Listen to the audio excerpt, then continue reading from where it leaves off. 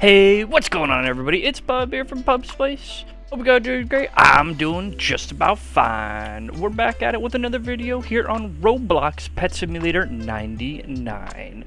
So today I'm going to be bringing you guys a lovely video on enchants related to World 1, related to the very beginning enchants. What's the best guide? What's the best way to do it? I released a video a couple weeks ago about this. I wanted to make a little more updated guide on it, a little more clear guide that hopefully is a little more informational, and I'm able to bring you guys some data along with it. So yeah, and we'll be able to talk a little bit about that. And just sort of, we'll go over the enchants themselves first, the two loadouts that I'll have in mind. One related to sort of breakables / diamonds mixed with a little bit of that, and I say / diamonds kind of mixed with the loot, basically breakables as in loot. And then of course the other loadout is going to be related to egg hatching and a AFK way to do it after you've built up some good old currency on World 1. So let's get right into it. So here we have our first loadout right here. Very simple first loadout, okay, right? You're going to want to start with your treasure hunters, right? You're going to have 1 or 2 of those to start out with. Then the level, by the way, this is just me trying to get low level here. I wanted to use 2. You should use level 2 or 3 books around World 1. You'll progressively get higher level books as you make it throughout World 1. So hopefully that should help that area get a little bit better for you guys, and that's what I hope for. So you're going to have 1 or 2 of those for your breakables. Now this is where you can kind of switch this out for an extra diamonds, right? If you're trying to get more diamonds, which is a big priority early game for sure. But this is going to help you get those items that you're going to want to take advantage of, that are going to help you get further, be able to AFK and grind longer. That's going to get you your flags. That's going to get you all of your different little breakable things that you're going to want to collect, your different lucky boxes, things you're going to use. This other loadout here is kind of the same principle, but this is kind of in line with breaking eggs, right? You're going to have your lucky eggs. This gives you that luck. You have the strong pets here. Now, this is where it can get interesting, right? You can kind of throw away that strong pets and replace it with the diamonds.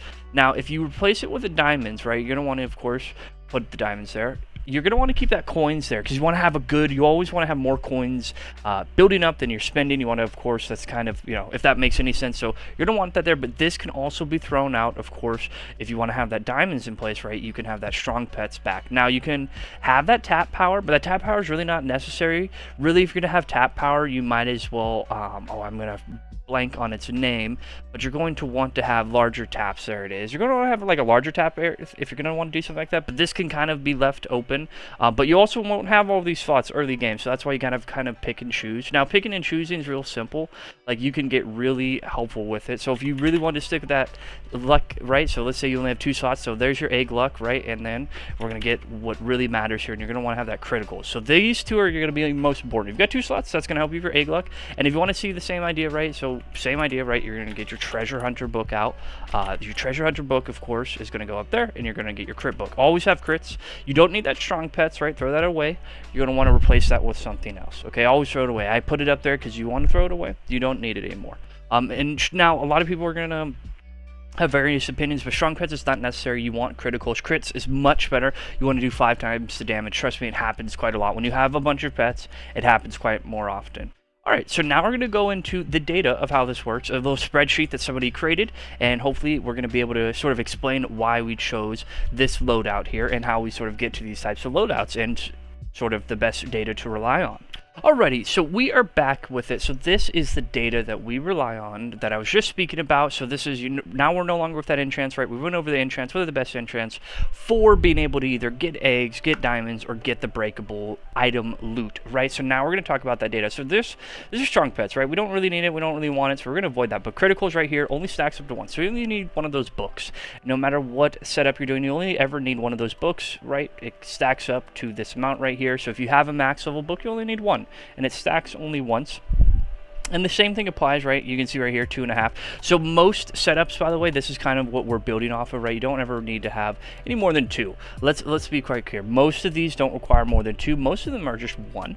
You will, of course, have, like you've got your corruption book, which stacks up to 10, which that was as of the prison update. They changed that in the part 2 prison update, made it only stack up to, I think, 3 or 4. So that got adjusted a little bit. And just to be clear, this data is based off of the API. So this is straight from the big games. This is public stuff. They want people to know it. There's a lot of public data that big games has that developers are able to look at.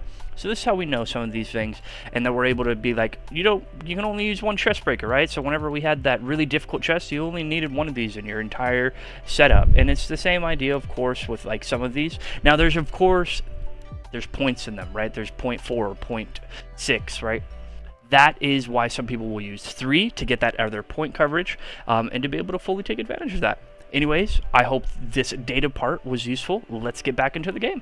So we're back in the game. I hope I was able to answer any questions and be able to guide you in the best way to make the best free-to-play enchant, and be able to guide you along the early game of World 1. A little more updated video for you guys.